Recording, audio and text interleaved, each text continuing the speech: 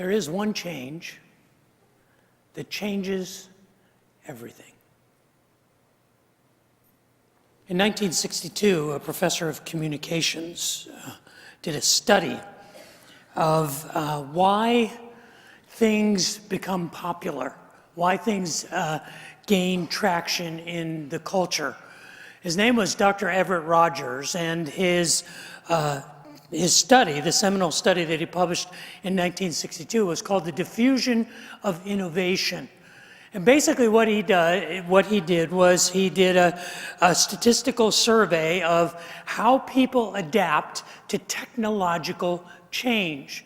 Now, this study was done in 1962, but it has held up over the 45 years since then because the things that Dr. Rogers discovered transcend the amount of technological innovation to reflect sort of how people adapt to change.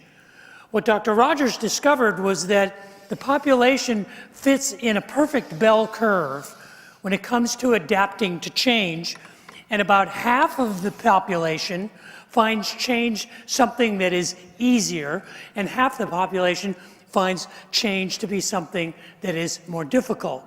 But on that first half, down at this very end of the bell curve, at 2.5%, are the people that Rogers identified as the innovators. These are the people who are constantly looking for new ways to do things. They're looking for new technologies. They're the inventors, the developers.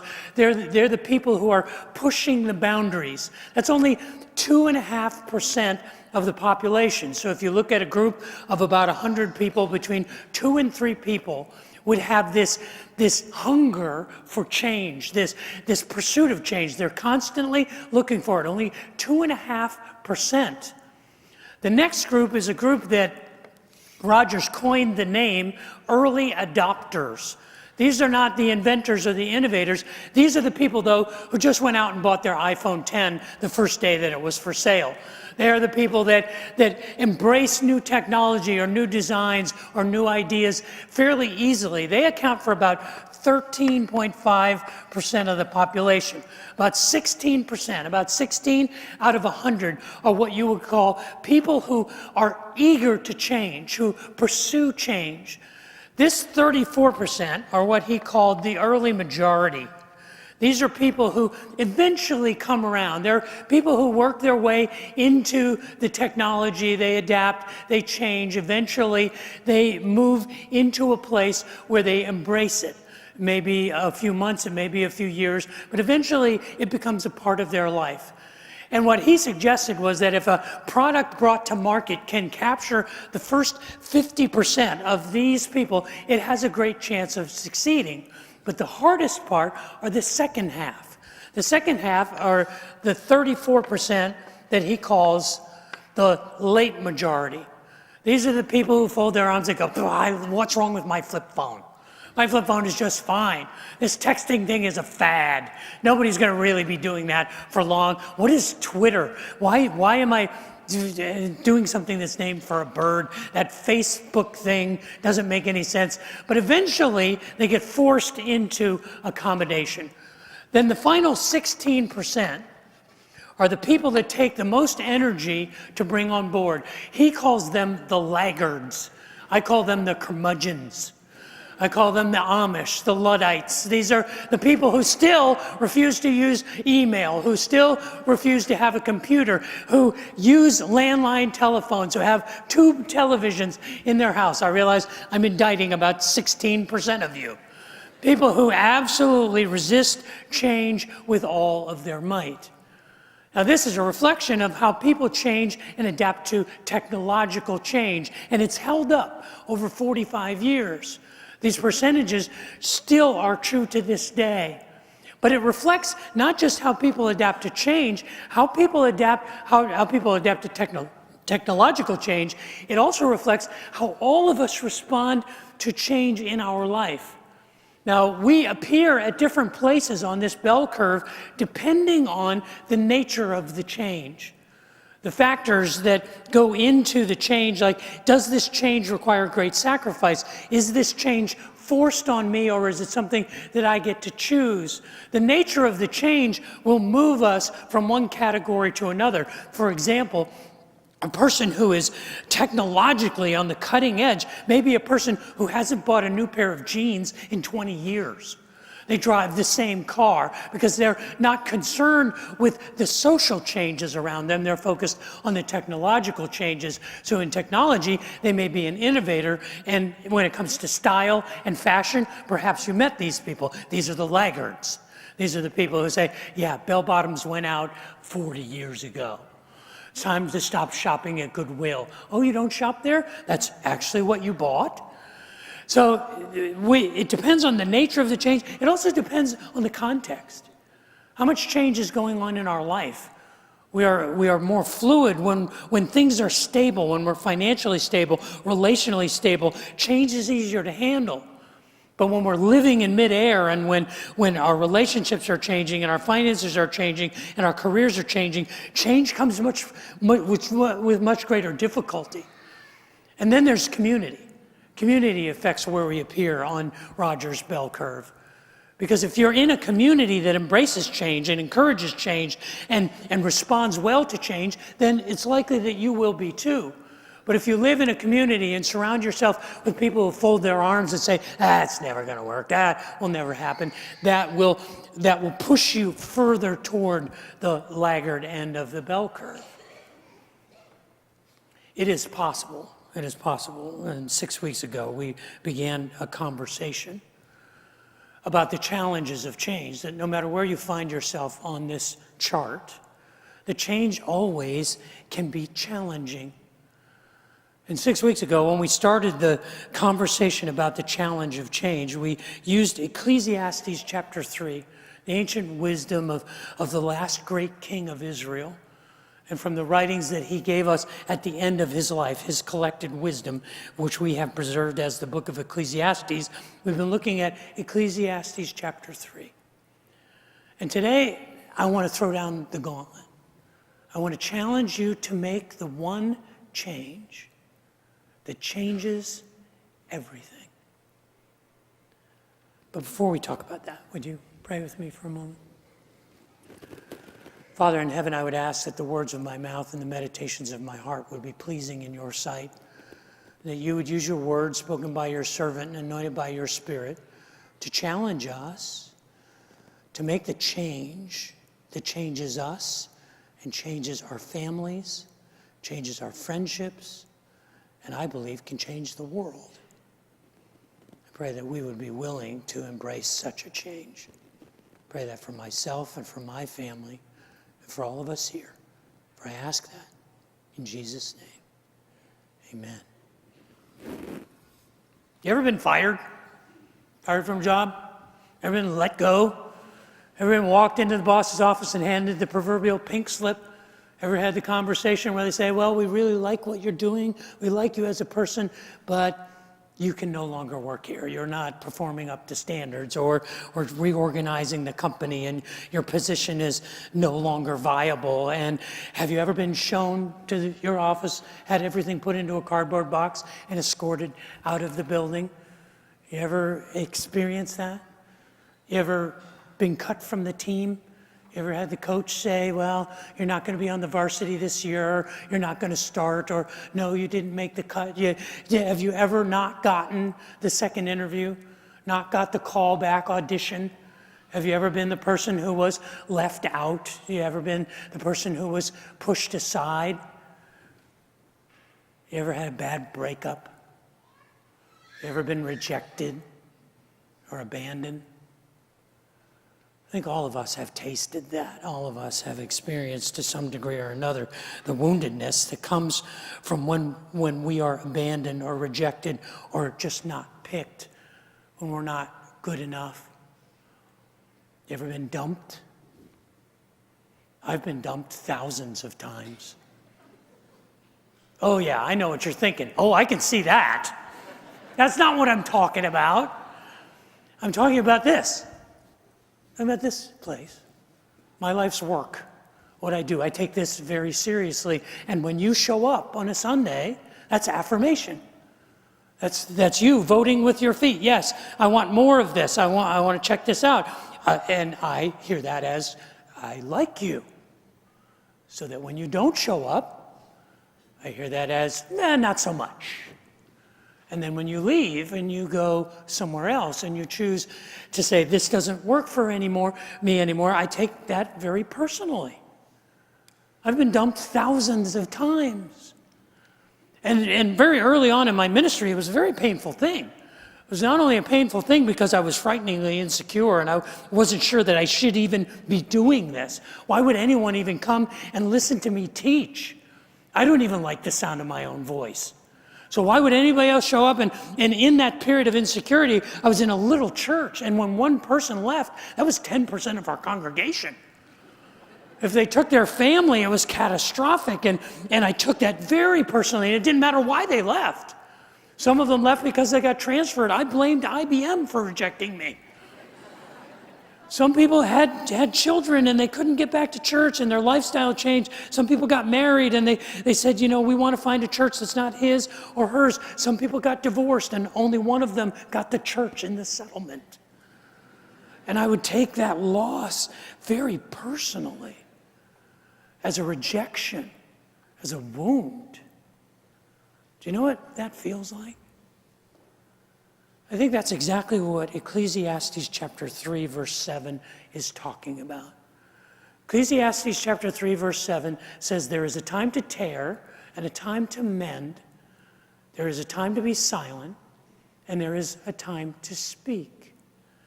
And it's the first word. It's the first word of verse 7. The word in the Hebrew is the word kara. It's this word right here. And it means to tear. It is used 63 times in the Hebrew Bible, and of those 63 times, every time it is used, it is associated with grief. There are a handful of other words in the Hebrew language that represent a separation or represent cleaving or represent creating a divide or represent breaking things in two. But the word kara is used exclusively to represent the tearing of one's clothes. It is used to represent the breaking of one's heart. You see, in the Hebrew culture and in the Semitic culture, in the Middle East today, they express their grief in external gestures. And in the Israeli culture, in the Jewish culture, there were 5 things that you did if you were in mourning. The first thing that you did was you wore special clothes, like we often would wear black when we are in a period of mourning. They would wear a fabric called sackcloth. You know what burlap is? You ever felt burlap? They would make clothes that were ill-fitting clothes out of burlap, and it was abrasive and it was an irritant. And it was set, and you wore it to remind yourself and to remind everyone who saw you that you were in pain, that you were uncomfortable. So when you were grieving, you would put on sackcloth. You would then put ashes from the fire on your head. We still do this to this day. If you practice the tradition of Ash Wednesday, it's a sign of mourning to wear ash on your head. But not only would you wear sackcloth and wear ashes, you would never wear shoes. You would go shoeless, which represented your loss, which represented your woundedness. The fourth thing that you would do if you were grieving in a Hebrew culture is you would pat your head like this when you were wailing, when you were crying. It wasn't enough to weep and to mourn. You had to show people the pain that you were in. You had to make the physical gesture of sorrow. But the fifth thing that you did was the most dramatic. You ripped your clothes. And the ripping of the clothes was meant to bare your soul, to show how your heart was being torn. How you were being wounded and the injury that you were suffering was represented by the tearing of your clothes. It represented your deep grief. 6 weeks ago, I suggested to you that the parallelism in Ecclesiastes chapter 3 grammatically paired the first word and the third word and the second word and the fourth word, which means in Ecclesiastes chapter 3, verse 7, the word tear is paired with the word hasha, the word for be still, for silent. Basically, what I believe the wisdom of Solomon is telling us is in those times when you are grieving, that is the time to be still. That is the time to be silent. It's not the time for words. It's not the time for explanations. It's the time to be still and to be silent. I am asked with too much frequency to speak at funerals, to deliver eulogies and memorial messages. And I am afraid that one of these times, when I am asked to deliver a memorial message for someone that I care about, for someone that I have lost, that I will be unable to say anything. I almost felt that way this week when we had a memorial for someone who was precious to many of us. It was almost as if there were no words. Because there are no words. They don't exist. We do not have the capacity, even if we have an unlimited vocabulary, we do not have the capacity to put grief into words. There are no magic words that anyone can say that lifts that grief. And we talk and we explain and we seek to communicate hope. And we remember and we pay our respects. But all of those words fail. If you have been deeply wounded, if you have been hurt, if you have had your heart torn apart, you know that words are completely inadequate. There's nothing anyone can say. See, the brilliance of that is its advice for those of us who are coming alongside of those who are grieving. You know what matters is your presence, not your vocabulary. Just that you're there, not the things that you say. Because in the times of Kara, in the times of tearing, it's time to hasha, hasha, hasha. It's time to be silent. And you know, there's a bonus implication in this. It tells us that when we are the wounded ones, when we are the ones who are hurt, that's not the time to explain things. That's not the time to retaliate with your words. What's the temptation? What's the temptation when we have been wounded? To wound you right back. I've got a nuclear arsenal of vocabulary that I can dump on you if you hurt me. I am more than ready to explain or to negotiate or to try and bargain with you to get you back, to make things right, to justify my actions. And what the wisdom of Solomon says is, no. In times of Kara, when your heart is torn out, that's the time to hush up. Shh. Quiet. Say, I know you hurt me, but I'll wait. I'll wait. I'll be here. You see, there's nothing that you can say to change them. The change you make is to forgive them and wait. You see, this is what forgiveness looks like. Forgiveness looks like patience. Forgiveness looks like gentleness. Forgiveness looks like hasha. Forgiveness looks like waiting. When our hearts are torn, when we are wounded, when we are rejected, abandoned, when we have our souls ripped in two, be still and know that I am God. Hasha. But there is a time for words. There is a time for words. And the time for words is the time of the taper, the second pair. The word taper is the word used. It's very rare in the Hebrew Bible. It's only used a few times. And every time except this one, it is literally sew things together, sew fabric together. It's never used metaphorically except right here. Here, it's talking about when you want to repair. He's not inviting us. He says, when you're wounded, go to a sewing circle, go to a quilting bee. No, when you want to repair, when you want to mend, when you want to sew things back together, that's the time to use the dabar.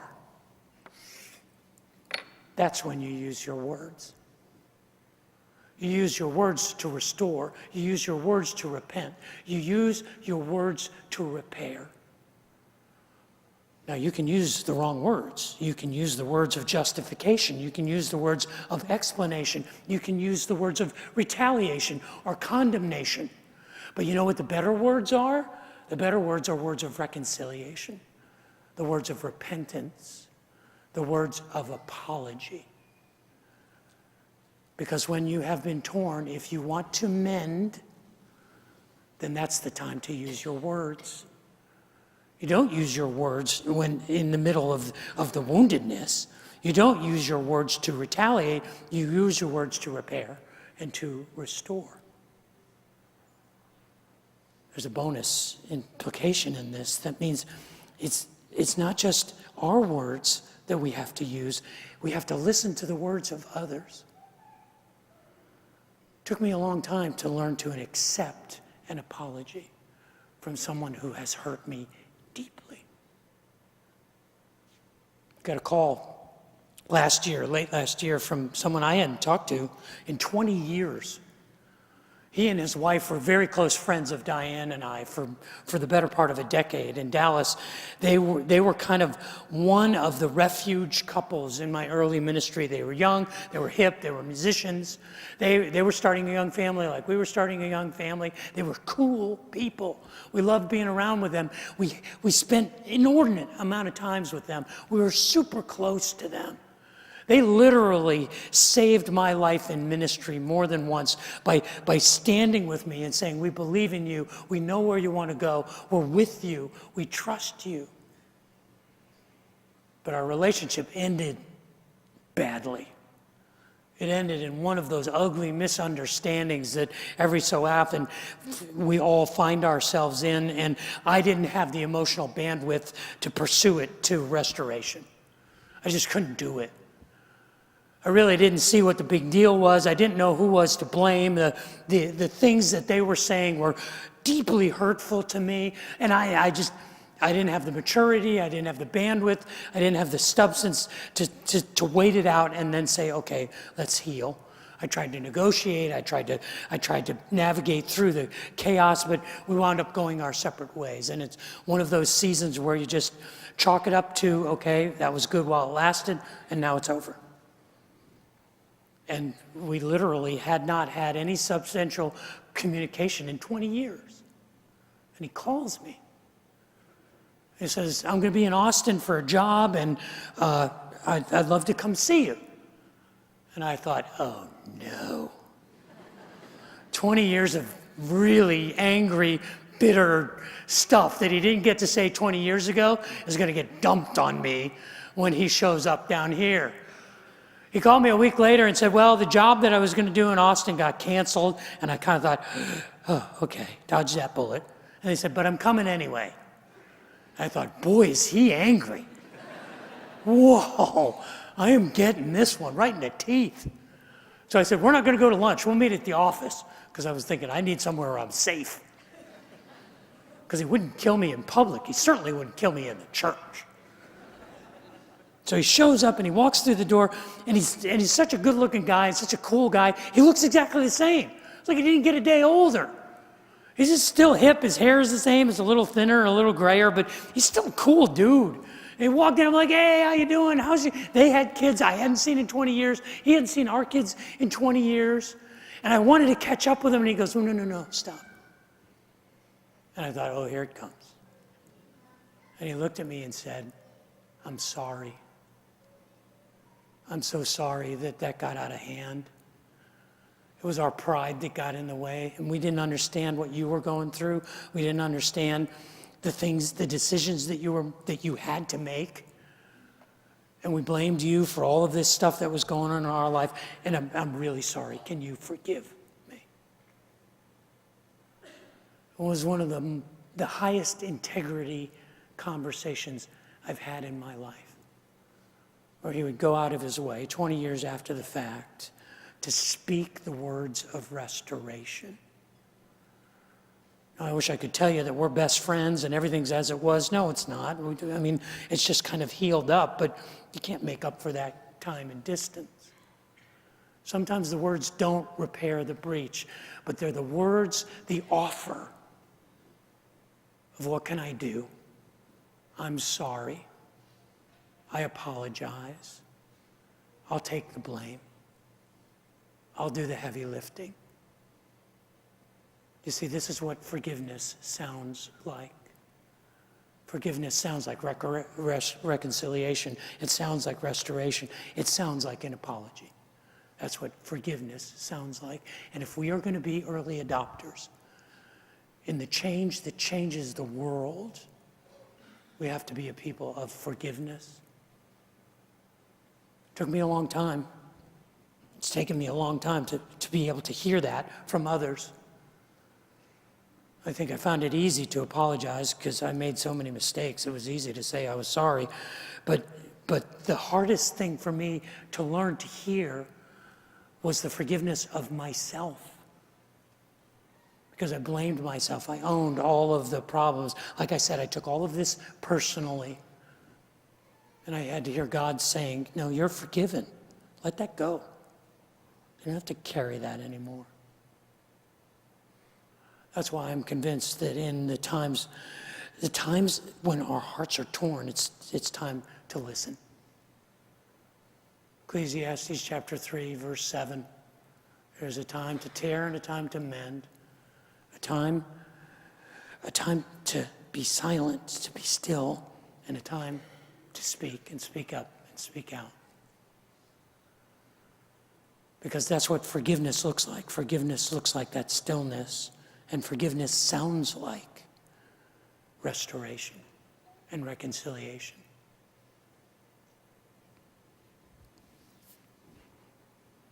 In the year 2000, there was a guy who published a study that built on Everett Rogers' study from 1962. His name is Malcolm Gladwell. Malcolm Gladwell, in the year 2000, published a very interesting study called The Tipping Point. Malcolm Gladwell wanted to study to find out why do some programs and some projects and some products accelerate and become part of popular culture, and why do others fall flat?